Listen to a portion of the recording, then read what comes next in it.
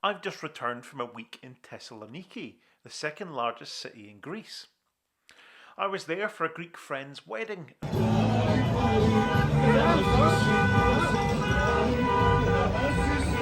Whilst we were in and around the city most of the time, we decided to hire a car for a couple of days and see a little bit more before coming home. Of course, there were plenty of petrol and diesel options for hire cars.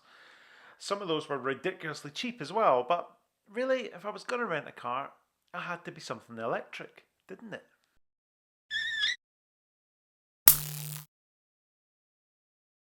This is the VW ID.4 I ended up with from Hertz at the airport. Hertz seemed to be about the only choice for electric cars at the moment, but they actually had plenty to choose from, believe it or not. 5 categories were available: BMW i3 or similar, VW ID.3 or similar, Kia e-Niro long range or similar, a Tesla Model 3 or a Tesla Model Y. At the airport, when I was picking it up, I also saw some Konas and some Minis, as well as all of those cars listed, and they definitely seem to have a fair few EVs available. I booked the e-Niro or similar, and the ID.4 was what came out of the hire car tombola, and well, I think that's fair enough really. £75 a day was a little bit more than some companies would have actually been able to provide me with a sort of comparable diesel auto SUV for. Some of the companies out there were really cheap. It was reasonably similar in price though to what Hertz would have wanted for a similar size car. So I guess we compare like with like, it wouldn't have been, it would have been marginally cheaper for a similar car from Hertz, but from other companies there was definitely cheaper options available. It's an ID.4 Pro Performance, and as far as I can tell, that is the only trim level that the ID.4 comes in if you buy one in Greece, unlike here in the UK where there are a number of options you can choose from. It has a 77 kilowatt hour usable battery and a WLTP range of 299 to 334 miles. So really, for hiring just for a couple of days whilst on holiday, you hopefully shouldn't need to worry too much about charging. I absolutely loved this half leather brown interior that it came with. An option sadly not available in the UK, where we just get a sort of dull black and grey option, and there isn't even any options to choose from anymore. It's just the one colour that you can pick. And over there you can even get it with a white steering wheel and plastics and dash and stuff that the ID Buzz comes with. I don't know why we always have such dismal choices of interior, especially from the German car makers here in the UK, but in other countries they seem to offer stuff like this, which is far more interesting.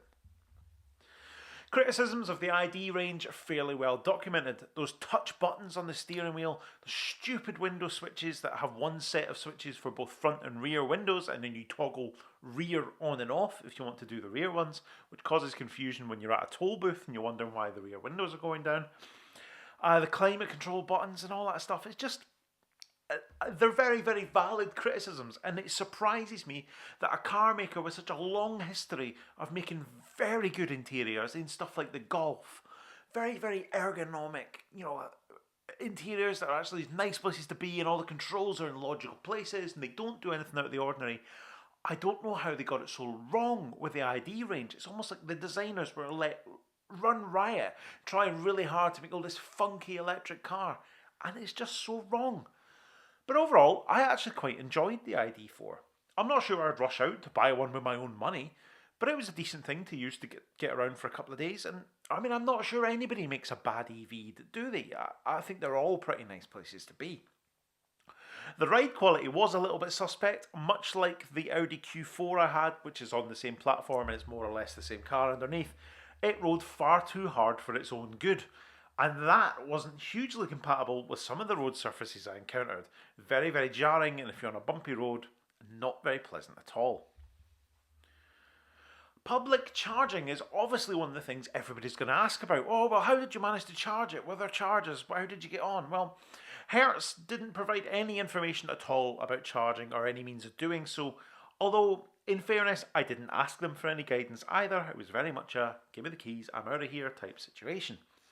Perhaps the assumption is if you've gone out of your way to book an electric car, then you're going to know or at least work out how to charge it. But it's definitely something people criticise with rental companies. They chuck you the keys and they let you get on with it, and they don't really warn you about how things might work in terms of public charging. Maybe that's something they need to work on, but it wasn't a problem for me. The Octopus Electroverse app actually showed a handful, literally only a handful, mind, of chargers that were apparently compatible with my Electroverse RFID card. So, of course, I had to see if one of those was going to work, just out of interest more than anything else, just to try it out. And unfortunately, it actually failed. My RFID card wasn't recognised by the charger at all, and so therefore the charger wouldn't start. Single rapids at service stations and in car parks seem to be very much the order of the day in Greece. Sites with loads and loads and loads of rapids, like some of those we're seeing in the UK, don't seem to have arrived there yet. It reminds me really of the UK about 10 years ago, where things were very primitive indeed versus they are today. I think if you're moaning today about the lack of infrastructure in the UK, you'd do quite well to go to another country and see how bad it is there. I did manage to charge successfully when I actually needed to. Downloaded the DEI Blue app, and that let me start this charger in this car park I happen to be in, and it cost me 60 cents per kilowatt hour to do so. I'm not sure I was actually expecting the rate to be quite so close to home as it was, although having said that, petrol and diesel were €1.90 and €1.76 a litre respectively, so maybe it's not that surprising that electric transport isn't much cheaper than at home either. The rate of VAT on my public charging was 24%. Those moaning about us paying 20% here in the UK will more than likely be very surprised by that. A question that always comes up when talking about EVs and charging is grid carbon intensity. We all know that the typical average in the UK means that electric cars are significantly cleaner than petrol or diesel in use, but how does that fare in Greece? According to Statista, the average grid carbon in Greece in 2022 was 343 grams per kilowatt hour. That is a fair bit higher than here in the UK, where the average intensity in the same period was 182 grams per kilowatt hour. Given the ID.4, it uses 16.6 kilowatt hours to travel 100 kilometres. That's 3.7 miles per kilowatt hour in proper units. Its average carbon emissions when driven in Greece is 56 grams per kilometre, and in the UK that's 30 grams per kilometre. And that consumption figure, by the way, whilst 16.6 kilowatt hours, that is reflective of the WLTP figures. That's what Volkswagen say on their website, is that 16.6 kilowatt hours per 100 kilometres. That is also reflective of the real world consumption that I saw whilst using this ID.4 in Greece. So I'm guessing the warm temperatures, I mean it was 27 degrees and upwards, really go in its favour in terms of emissions. 3.7 miles per kilowatt hour for a big old bus that was being driven by a clueless tourist seems pretty good to me. Back to carbon emissions, an automatic diesel VW Tiguan emits 145 grams per kilometre. So even in coal-dominated Poland, the ID.4 would be cleaner. But in Greece and in the UK, it is significantly so. Electric cars weren't the only form of electric-powered mobility available either.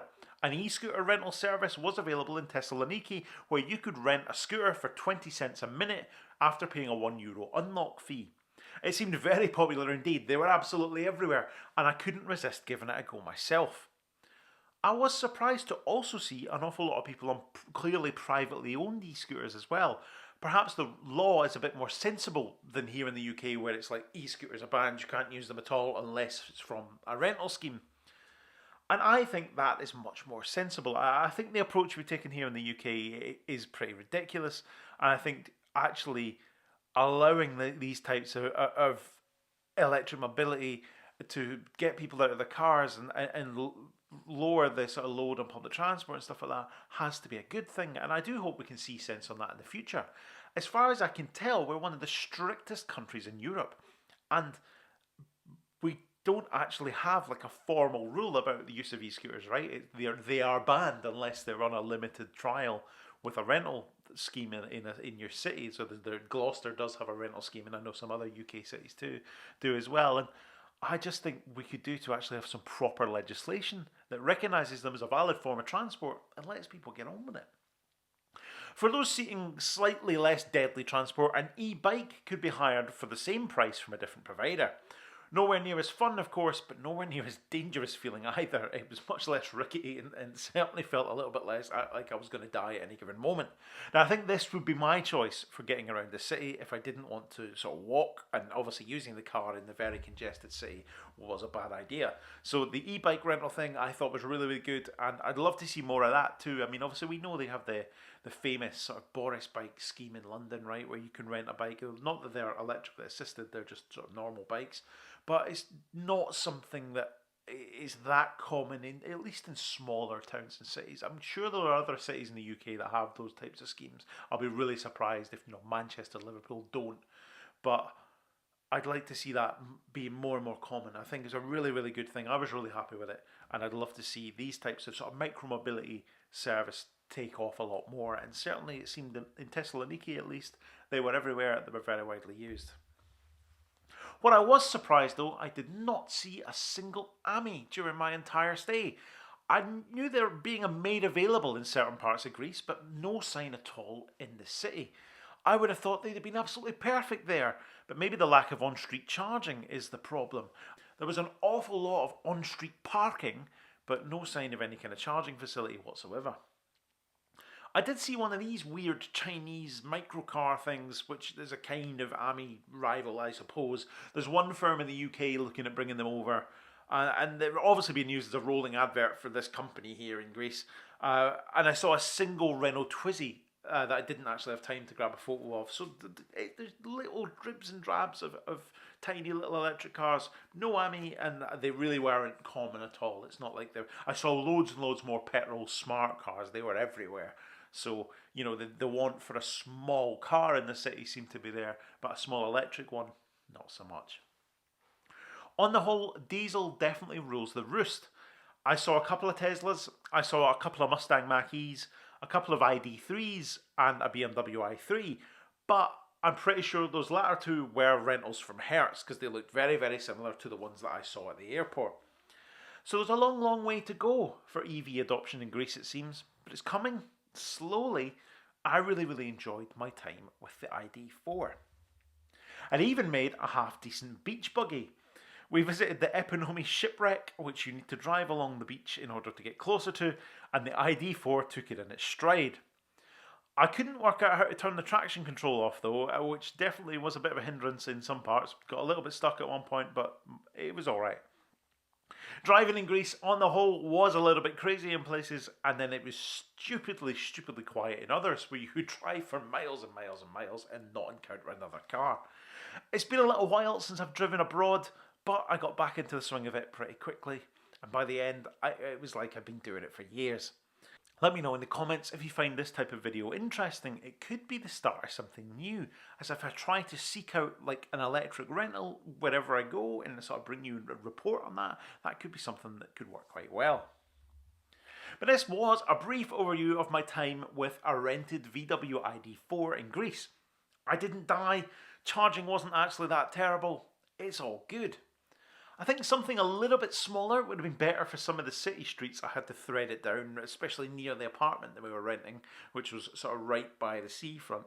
But out on the open road, it was absolutely perfect, apart from maybe that ride quality. Thank you so much for watching.